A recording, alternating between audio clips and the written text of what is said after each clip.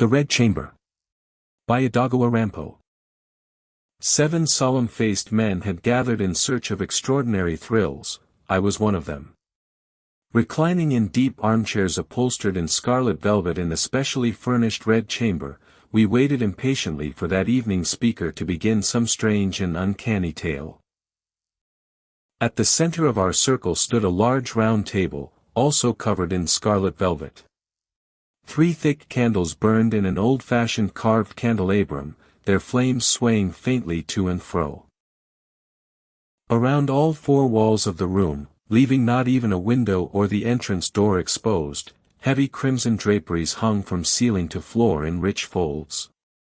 The romantic candlelight cast the 7 of us as grotesquely enlarged shadows upon those draperies, whose dark, dull red resembled blood freshly drawn from a vein.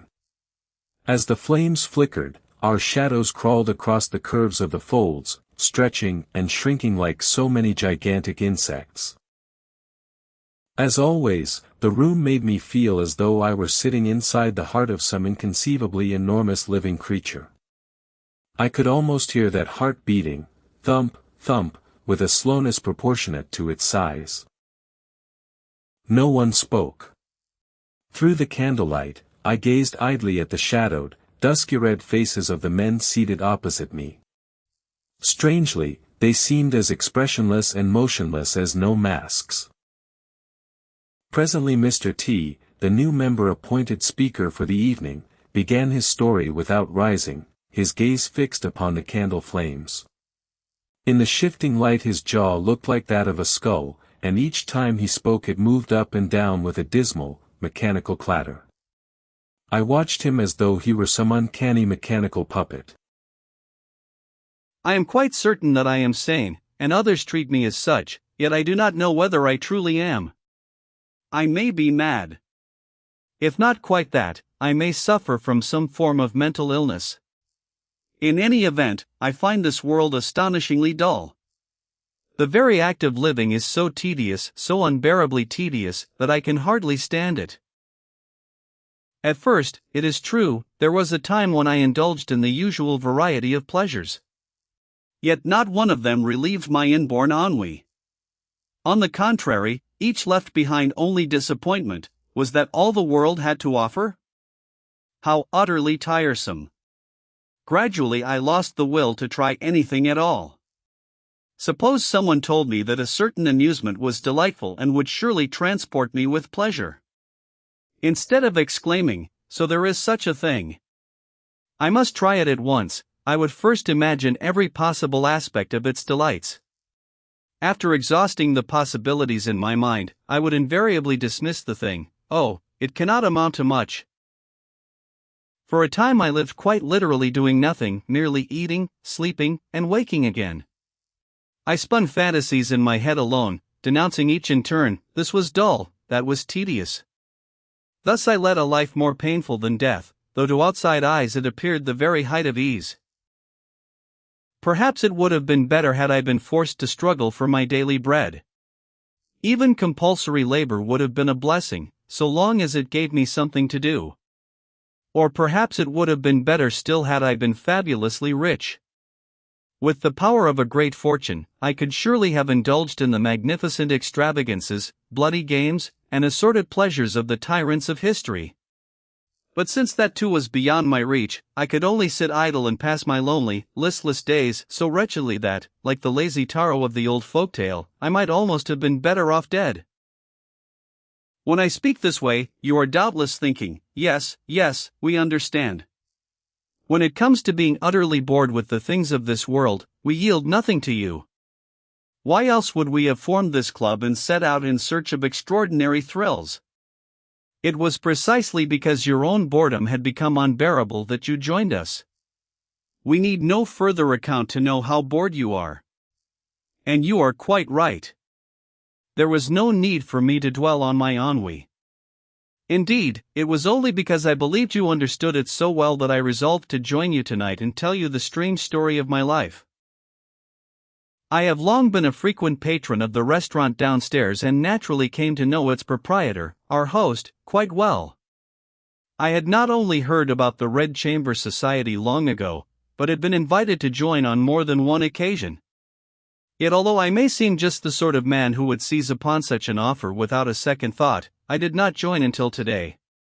The reason, if you will forgive me, was that my boredom was beyond comparison with yours. I was too bored even for this. Games of crime and detection, seances and other psychical experiments, obscene films and live performances, along with other sensual amusements, visits to prisons, lunatic asylums, and anatomy classrooms. How fortunate you are that such things can still hold even the slightest interest for you. I was not at all surprised when I heard that you were attempting to obtain a clandestine view of an execution. For by the time our host told me of it, I had not only grown weary of such commonplace stimuli, but had discovered a pastime of a truly extraordinary kind. Pastime may sound rather dreadful, yet to me that is precisely what it was, and I was completely absorbed in its pleasures. To tell you abruptly what that pastime was may shock you. It was murder. Actual murder. Since discovering it, I have taken the lives of nearly 100 men, women, and children, for no reason except to relieve my boredom. You may hastily suppose that I now repent these terrible crimes and intend to make a confession. Nothing could be further from the truth. I do not repent in the least, nor do I fear the crimes I committed. On the contrary, oh, what a thing to admit, even the bloody stimulus of murder has lately begun to weary me. And so I have turned from killing others to something that will kill me, the smoking of opium. Even a man like me seems to value his life, for I resisted it as long as I possibly could. But once murder itself had lost its savor, what stimulus remained except to attempt suicide? Before long, the poison of opium will take my life. And therefore, while I am still capable of telling a coherent story, I wish to disclose what I have done to someone. Who could be more fitting than the gentleman of the Red Chamber? That is why I asked to be admitted as a member, not because I wished to join your circle in earnest, but simply because I wanted you to hear this strange history of mine. Fortunately, your rules require every new member to tell, on his first evening, a story in keeping with the purpose of the society. Thus tonight I have been able to seize the opportunity to fulfill my wish. It began roughly 3 years ago. At the time, as I have said, I was exhausted by every form of stimulation and had nothing to live for. I drifted through my days as though I were some animal whose very name was boredom. Then, in the spring of that year, though it was still cold, so it must have been late February or early March, I encountered a peculiar incident one night. It was that night's occurrence which first led me to take nearly 100 lives. I had been out late somewhere, and it must have been about 1 in the morning. I believe I had been drinking a little. Though the night was cold, I was strolling home instead of taking a rickshaw. I had only to turn down one more side street and walk another block to reach my house. As I casually rounded the corner, I collided head-on with a man hurrying toward me in obvious distress. I was startled, but he seemed more startled still. He stood frozen and silent for a moment, then made out my figure in the dim light of a street lamp and abruptly asked, "Is there a doctor near here?"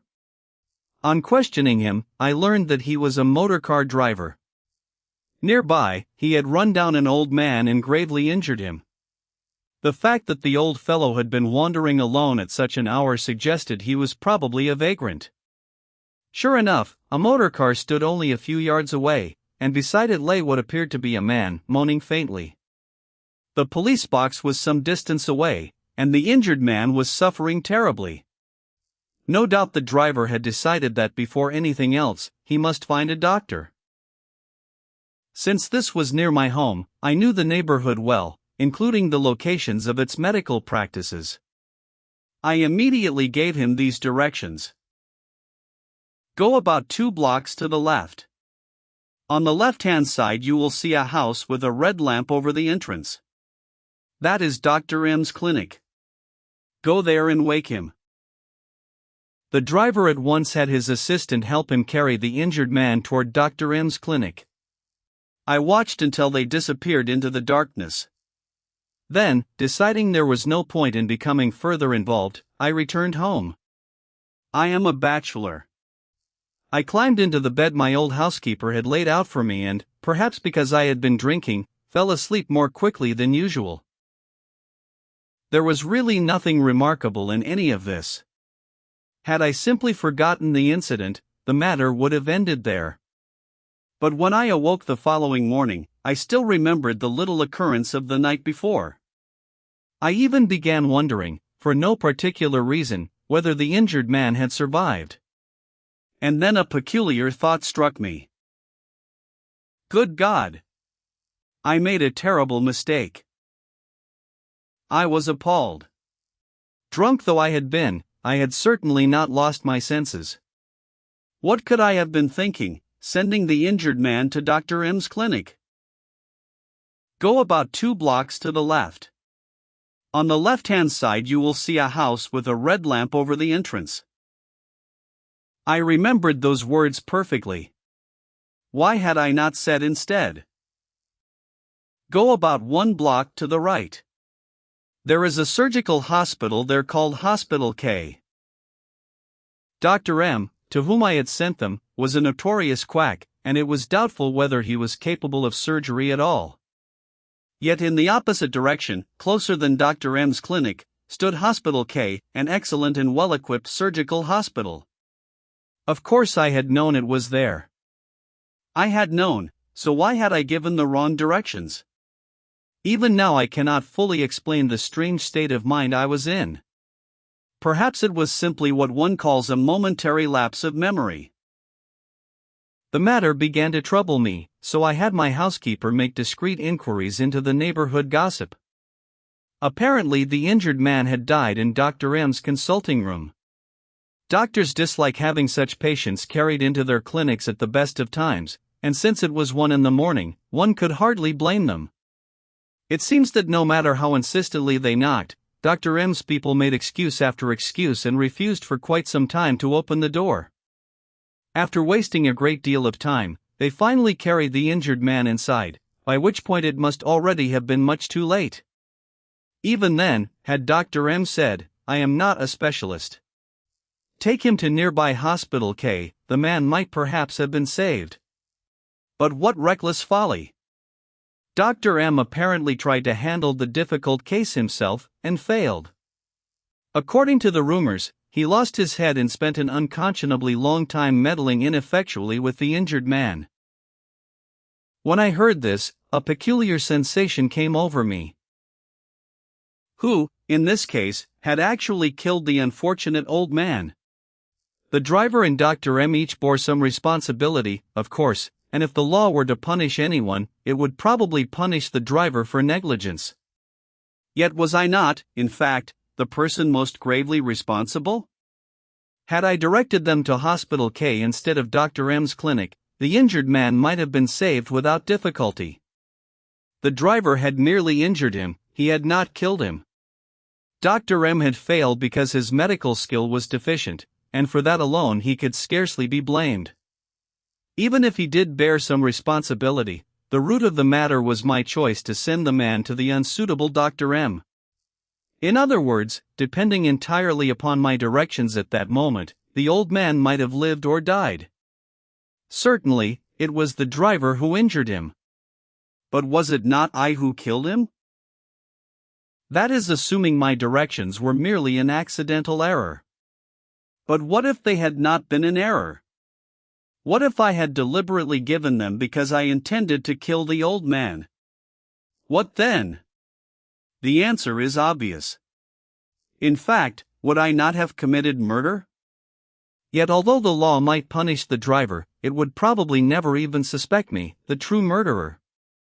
After all, it would be clear that the dead old man and I had no connection whatsoever. And even if I were suspected, I need only say that I had forgotten there was a surgical hospital nearby. The entire matter existed solely within my own mind. Gentlemen, have you ever considered such a method of murder? The motor car incident first opened my eyes to it. And once one begins to think about it, what an exceedingly perilous place this world is. At any time, a man like me may deliberately direct someone to the wrong doctor for no reason at all, and a life that could otherwise have been saved may be needlessly lost. Here is something I later attempted in practice, with success. Imagine an elderly countrywoman about to cross a tram line. The street is no doubt crowded with trams, motorcars, bicycles, carriages, and rickshaws weaving back and forth, so the poor woman must already be thoroughly confused.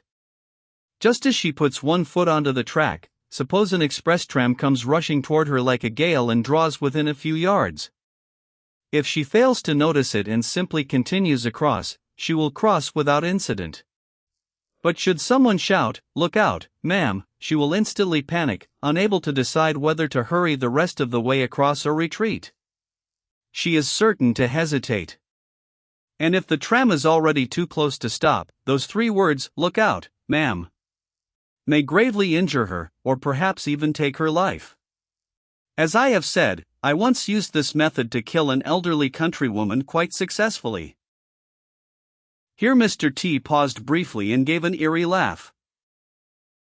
In such a case, I, the man who called out "Look out," am plainly the murderer. Yet who would suspect me of murderous intent? Who could imagine that a man might try to kill a perfect stranger against whom he bore no grudge, solely for the pleasure of murder? Moreover, no matter how one interprets a warning such as "Look out," it can only be taken as an act of kindness. On the surface, the dead person ought to thank me, not bear me any resentment. Gentlemen, could there be a safer method of murder? People foolishly reassure themselves with the belief that wrongdoing must always violate the law and incur an appropriate punishment. No one imagines that the law might overlook a murderer. Yet consider what I have described. There are any number of methods of murder, analogous to those 2 examples, which need not violate the law in the slightest. When I realized this, I did not tremble at the horror of the world. Instead, I found immense delight in the latitude our Creator had left for such wickedness. I was beside myself with joy at the discovery. How marvelous it was! So long as I followed this method, even in this enlightened Taisho era, I alone possess something like the old samurai's privilege to cut down another with impunity. And so it occurred to me that murders of this kind might relieve my deathly boredom. Murder absolutely beyond the reach of the law, murder that no Sherlock Holmes could ever expose, oh, what a perfect tonic for boredom! For the next 3 years I surrendered myself to the pleasure of killing, and before I knew it, I had entirely forgotten even my dreadful ennui. Do not laugh, gentlemen. Like a warrior in the age of civil war setting out to cut down 100 men, though naturally I did no literal cutting, I swore to myself that I would not cease until I had taken 100 lives. About 3 months ago, I reached exactly 99. When only 1 remained, as I said before, I had already grown weary of murder itself. But let that pass. How did I kill those 99 people? I bore not the slightest grudge against any of them. My only interest lay in secret methods and their results, and so I never used the same method twice. After each killing, one of my pleasures was devising some new way to dispatch the next victim. There is no time tonight to relate all 99 different methods I employed. Besides, I did not come here to confess each individual method of murder. I came to describe my extraordinary state of mind, to submit myself to your judgment, how I sought escape from boredom even at the price of such atrocious crimes, how in the end I tired even of wickedness, and how I am now bringing about my own destruction. I shall therefore confine myself to no more than 2 or 3 examples of my methods. Not long after I discovered this principle, the following incident occurred. In my neighborhood lived a blind masseur, a man possessed of the extreme obstinacy so often found among the disabled. Whenever someone offered him well-meant advice, he took it the wrong way.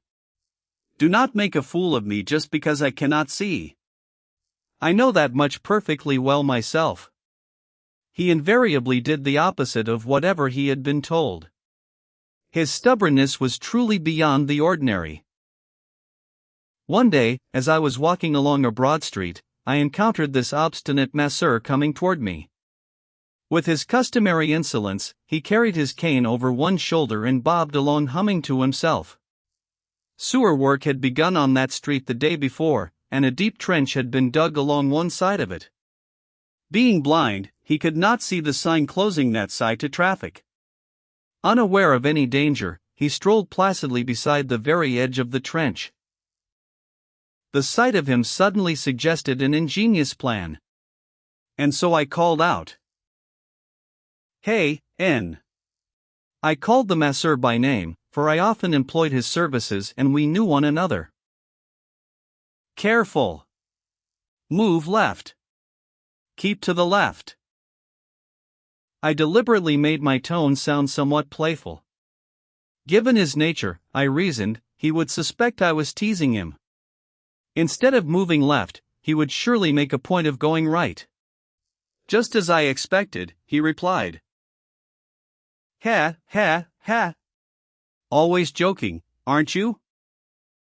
He answered in an affected voice and abruptly took 2 or 3 steps in the opposite direction, to his right. At once, one foot plunged into the sewer trench, and in the blink of an eye he tumbled to the bottom, some 10 feet below. Pretending to be horrified, I rushed to the edge. I peered down, wondering whether it had worked. Perhaps he had struck something vital, for he lay limp at the bottom. His closely cropped head must have hit one of the sharp stones jutting from the sides, and dark red blood streamed from it.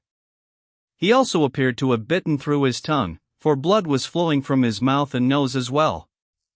His face had already gone deathly pale, and he lacked even the strength to groan. The masseur lingered for about a week, barely alive, but at last he died. My plan had succeeded splendidly. Who could suspect me? I regularly patronized the masseur and often sent for his services, and I bore him no grievance that could possibly constitute a motive for murder. On the surface, moreover, I had been trying to save him from the pit on his right by warning him, "Move left. Keep to the left." Some might commend my goodwill, but no one could imagine that such seemingly kindly words concealed a dreadful intent to kill. Ah, what a terrifying and delightful game it was! The joy of devising an ingenious trick perhaps comparable to an artist's ecstasy, the thrilling tension of putting the trick into action, the indescribable satisfaction when my purpose was achieved, and the death agonies of the men and women I sacrificed, flashing before my eyes, drenched in blood, never knowing their murderer stood before them. In the beginning, how all these things transported me! On another occasion, the following happened. It was a gloomy, overcast summer day, and I was walking through what might be called a suburban model village, where a dozen or so Western-style houses stood scattered about. As I passed behind the finest of them, a concrete Western-style residence, something peculiar caught my eye. A sparrow flew swiftly past my face and perched for a moment upon a thick wire running from the roof of the house to the ground. The instant it alighted, it seemed to be flung backward. It fell to the earth and died where it lay. I thought this very strange and examined the wire more closely. It proved to run from a lightning rod atop the pointed roof. The wire was insulated, of course, but for some reason the covering had peeled away at the place where the sparrow had perched. I know little about electricity, but I remembered hearing somewhere that atmospheric electricity can, under certain conditions, send a powerful current through the wire of a lightning rod. I realized that this must be what had occurred. Having never witnessed such a thing, I found it curious and stood there for a while gazing at the wire. Then a noisy troop of children emerged from the side of the house, apparently playing at soldiers. The others soon went off, but one small boy of 6 or 7 remained behind. I watched to see what he would do. He stood on a slight rise just short of the lightning rod wire, opened the front of his clothes, and began to urinate. At the sight, another scheme occurred to me. In middle school I had learned that water conducts electricity. From the little rise where the child stood, it would be easy to direct his stream onto the exposed portion of the wire. Urine was water and must surely conduct electricity as well. And so I called to the child. "Hey, kid. See if you can reach that wire with your stream." The boy replied, "That's easy. Just watch me." No sooner had he spoken than he shifted his stance and aimed his stream directly at the bare portion of the wire. At the very instant the stream reached the wire, a terrible thing happened. The child gave a single convulsive leap, as though performing a dance, then collapsed on the spot. I later heard that it is exceedingly rare for so powerful a current to pass through a lightning rod. In this manner, I witnessed for the first time in my life a human being electrocuted to death. In this case too, of course, I had not the slightest cause to fear suspicion. I merely had to offer polite condolences to the mother as she clung weeping to her child's body, then leave the scene. This too occurred one summer. I had marked a certain friend as a prospective victim. Not that I bore the man any grudge, on the contrary, we had been the closest of friends for many years. Yet that very intimacy inspired in me a perverse desire. I wanted to smile at such a dear friend, say nothing, and in an instant turn him into a corpse. Together we went to spend the summer in an extremely remote fishing village in Bushu. It was hardly what one could call a seaside resort. In the water there were only the village boys, their skin the color of burnished copper, splashing noisily about. Apart from the two of us, the only visitors from the city were a few young men who appeared to be art students, and they wandered the shore with sketchbooks in hand rather than going into the sea. There were none of the graceful bodies of city girls one might see at a fashionable beach resort. Our lodging resembled a cheap Tokyo flophouse, and apart from the sashimi, the food was unpalatable. It was a lonely and inconvenient place. My friend, however, was quite unlike me. He enjoyed the solitary life in such rustic surroundings. And I, for my part, was impatiently seeking an opportunity to dispose of him. Thus we managed to remain in that fishing village for several days. One day I led my friend to a small cliff some distance from the coastal settlement. "This is a perfect spot for diving," I said, taking the lead and removing my clothes. My friend had some experience of swimming, and so, saying, "Yes, this will do very well," he followed my example and undressed. I stood at the brink of the cliff, stretched both arms straight above my head, and shouted 1, 2, 3 at the top of my voice. Then I sprang forward and plunged headfirst into the sea below in a graceful arc. The secret of a good dive is to cut smoothly through the water by controlling the breath in one's chest and abdomen the instant the body strikes, submerging no more than 2 or 3 feet before surfacing ahead like a flying fish. I had been a strong swimmer since childhood, and such a dive was child's play to me. I came up some 28 or 30 yards from shore and, treading water, shook the water from my face with one hand. "Come on. Try it," I called to my friend. Suspecting nothing, of course, he replied. "All right." He assumed the same posture I had and leapt vigorously after me. But after plunging beneath the surface with a great splash, he did not reappear, even after some time had passed. I had expected as much. Beneath the water at that spot, about 6 feet below the surface, lay a large rock. I had investigated it beforehand. I knew that given my friend's limited skill, a dive would inevitably carry him deeper than 6 feet and that he was certain to strike his head against the rock. As you may know, the more accomplished the diver, the less deeply he goes beneath the water. I was sufficiently practiced to surface farther out before striking the rock below. My friend, however, was still a complete novice at diving. He must have plunged headfirst toward the bottom and smashed his skull violently against the rock. Sure enough, after I had waited a little while, he bobbed to the surface like the carcass of a tuna and drifted with the waves. Needless to say, he was unconscious. I held him as I swam to shore, then ran back to the village and raised the alarm at our lodging. Fishermen who had not gone out that day came and tried to revive him, but he had evidently suffered a severe injury to the brain, and there was no hope of recovery. The top of his head had been split open for 6 or 7 inches, and pale flesh bulged from the wound. On the ground where his head had rested, a great quantity of blood had congealed to a dark red. Only twice in my life was I ever questioned by the police, and this was one of those occasions. Since the incident had occurred where no one could see us, some inquiry was only natural. But the police learned that my friend and I had been on intimate terms and had never so much as quarreled.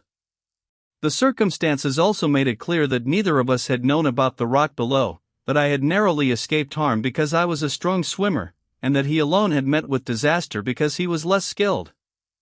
Suspicion was readily dispelled. Indeed, the police even offered me their condolences. "We are very sorry for the loss of your friend."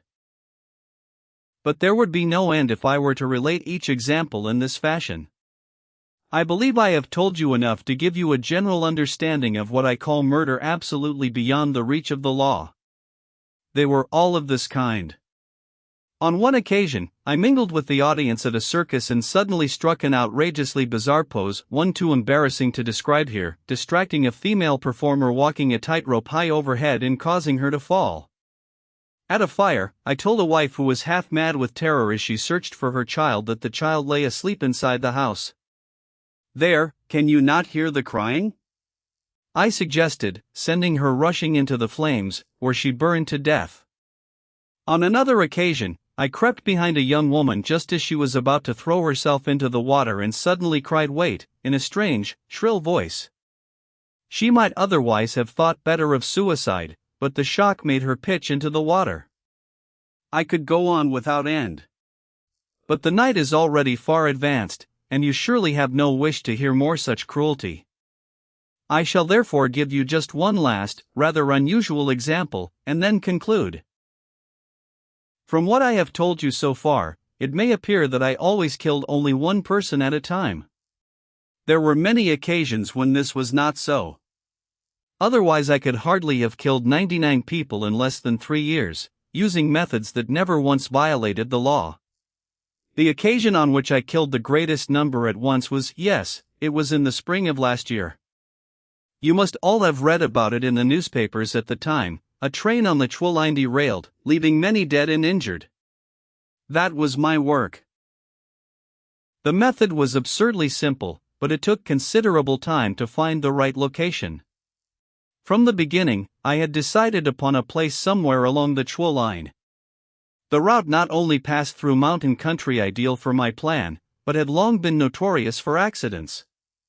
If a train overturned there, people would merely say, "another one," and it would attract less attention than an accident on some other line. Even so, finding a place that met my exact requirements was difficult.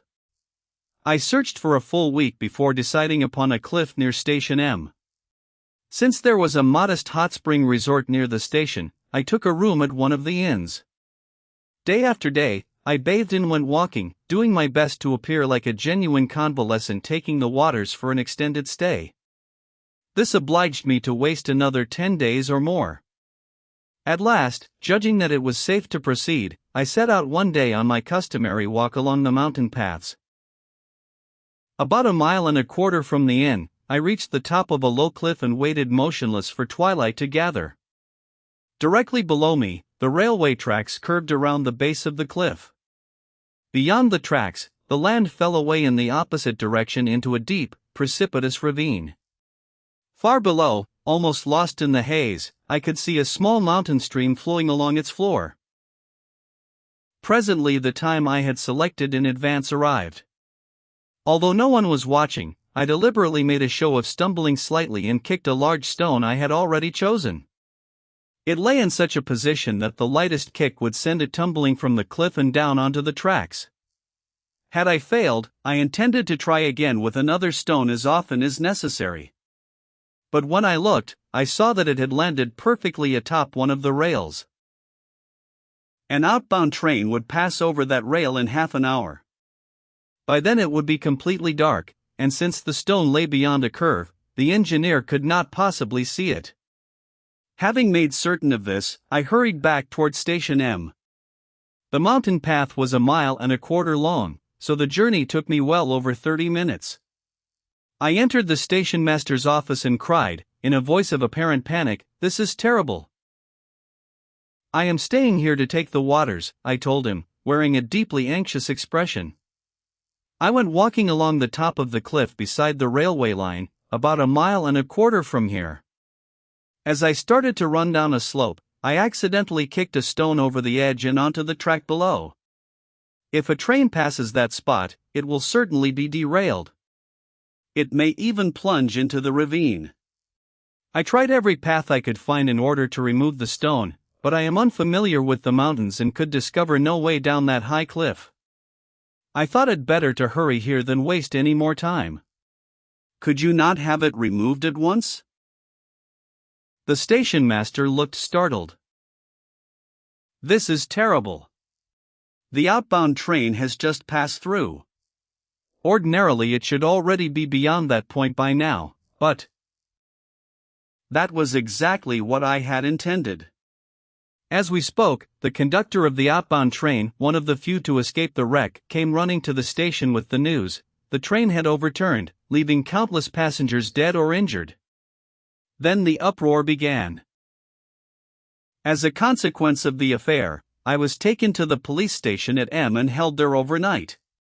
But this was a deed I had planned and considered with the utmost care. There could be no oversight. I received a severe scolding, naturally, but had done nothing deserving actual punishment. I later heard that my conduct did not even fall under Article 129 of the Penal Code, which in any case prescribed no more than a fine of 500 yen. And thus, with a single stone and without suffering the slightest penalty, I succeeded in taking, 17 lives. 17. Gentlemen, I am a man who has taken 99 human lives in this fashion. Far from feeling the slightest remorse, I have grown weary even of such bloody stimulation, and now intend to sacrifice my own life. You frown, as indeed you must, upon the boundless cruelty of my deeds.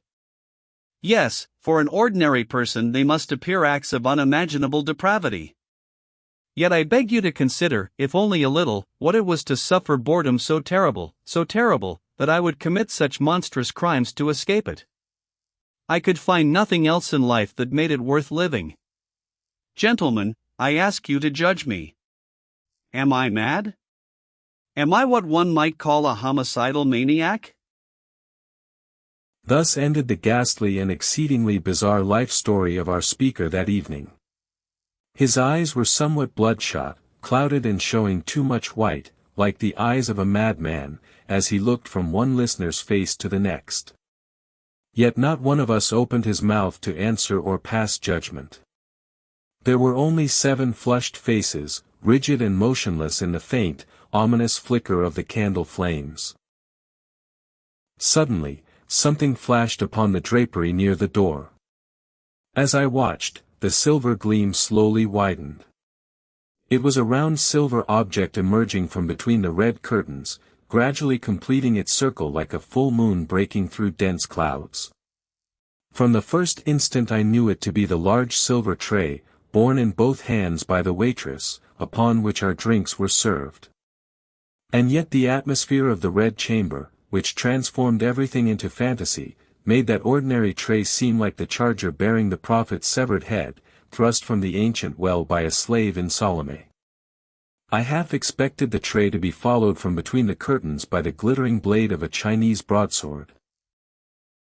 Instead of a thick-lipped, half-naked slave, however, the familiar and beautiful waitress appeared.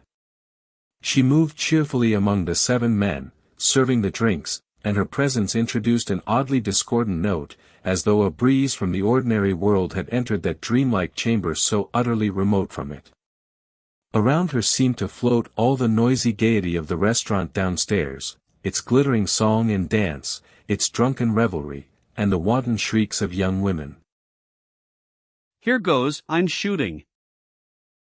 T spoke suddenly, in precisely the same calm tone he had used throughout his story. Slipping his right hand inside his coat, he drew out a glittering object and slowly leveled it at the waitress. Our cry of alarm, the bang of the pistol, and the woman's piercing shriek seemed to come almost simultaneously.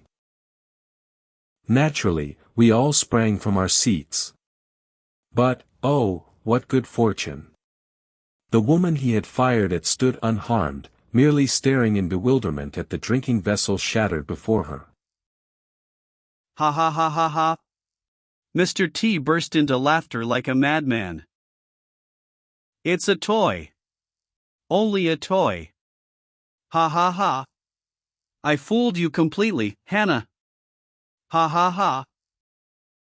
Then was the pistol still giving off white smoke in T's right hand no more than a toy?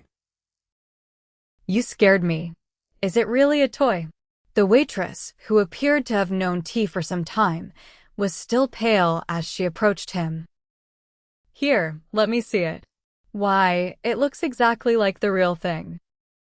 As though to hide her embarrassment, she took the six-shooter he claimed was a toy and examined it from every angle.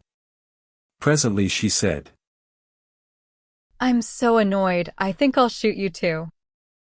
With that, she bent her left arm, rested the barrel of the pistol upon it, and took arrogant aim at T's chest. If you can shoot me, go ahead and try, T teased her with a grin. As if I couldn't. Bang! A report even sharper than the first rang through the room.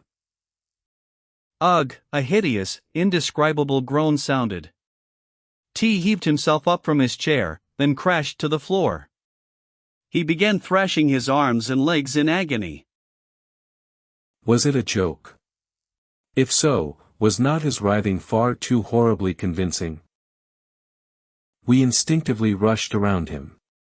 One of the men who had been sitting beside him took the candlestick from the table and held it over the sufferer. T's deathly pale face was contorted in spasms. Like an injured earthworm twisting and leaping, he struggled in a frenzy, every muscle of his body alternately stretching and contracting. His clothes had fallen untidily open across his chest, and from a wound that looked black in the dimness, bright red blood trickled down his white skin each time he moved.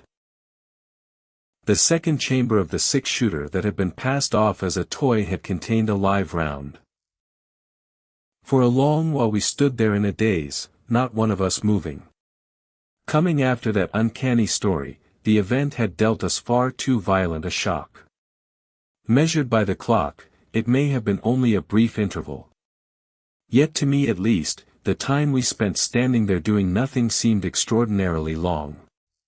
For even in that instant, with the wounded man writhing before me, my mind had ample time to pursue the following line of reasoning. This must have been unexpected. Yet on reflection, might it not have been written into T's program for tonight from the very beginning? He killed others until he reached 99, but perhaps he reserved the 100th and final victim for himself. And perhaps he chose this red chamber, the most fitting place imaginable, as the scene of his death. Considering the man's exceedingly bizarre nature, this is by no means an implausible conjecture. Yes.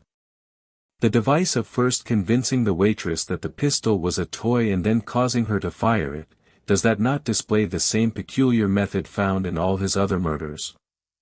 Arranged in this fashion, the waitress who pulled the trigger need not fear the slightest punishment. The six of us are witnesses. In short, has T not applied to himself the very method he used against others, a method by which the person who inflicts the harm incurs no guilt at all? The others also appeared absorbed in their own reflections, and perhaps their thoughts were the same as mine. In truth, under the circumstances, no other explanation seemed possible. A terrible silence ruled the gathering. The only sound was the waitress's mournful sobbing as she lay face down. Illuminated by the candles of the red chamber, this scene of tragedy appeared far too dreamlike to be an occurrence of the real world. Ha, ha, ha. Suddenly, in addition to the woman's sobs, another strange sound became audible. It seemed to escape from the lips of T, who had ceased struggling and now lay limp as a corpse. An icy shudder crept up my back. Ha, ha, ha. The sound rapidly grew louder. Then, before I could catch my breath, T's seemingly dying body staggered to its feet. Even after he was standing, the strange ha, ha, ha, did not cease. It still resembled a groan of anguish wrung from the depths of his chest. But, could it be? Ah! Of course, that was it. To our astonishment, he had been desperately suppressing uncontrollable laughter all this time. "Gentlemen," he cried, now laughing aloud. "Gentlemen, do you understand? This is..." And then, what was this? The waitress who until that very moment had been weeping so bitterly suddenly sprang cheerfully to her feet. Doubling herself over as though she could endure it no longer, she too collapsed into laughter. "You see," T presently explained. Before our dumbfounded eyes, he held out a small cylindrical object in his palm. "It is a bullet made from a cow's bladder. It is filled with red ink, which flows out when the bullet strikes. And just as this bullet was false, the story of my life that you have been hearing was also fiction, every word from beginning to end. Still, I am quite a capable actor, am I not? Now then, gentlemen afflicted with boredom, would you say this was not the sort of thrill you are forever seeking?" While he revealed the trick, the waitress who had served as his assistant must have slipped downstairs and thrown a switch. Without warning, electric lights as bright as midday dazzled our eyes. Their white brilliance instantly swept away the dreamlike atmosphere that had hovered in the room. The exposed secret of the trick lay before us like an ugly carcass. The scarlet draperies, the scarlet carpet, the matching tablecloth and armchairs, even that suggestive silver candelabrum, how shabby they all appeared. Not a dream, a phantom, or even a shadow remained anywhere in the red chamber. The Japanese Mystery Library. Classic mysteries from Japan in English. Subscribe to hear the next story.